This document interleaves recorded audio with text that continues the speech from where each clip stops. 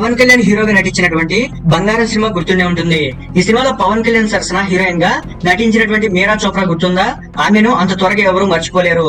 పవన్ కళ్యాణ్ గారు నటించినటువంటి మంచి సినిమాల్లో బంగారం సినిమా కూడా ఒకటి. అయితే ఈ సినిమా ఆశించిన స్థాయిలో ప్రేక్షకులను ఆకట్టుకోలేదు. 2006లో విడుదలైనటువంటి ఈ సినిమా పాటలు మాత్రం బ్లాక్ బస్టర్ హిట్ అయ్యాయి. ఈ సినిమాకి ధరణి డైరెక్షన్ చేశారు.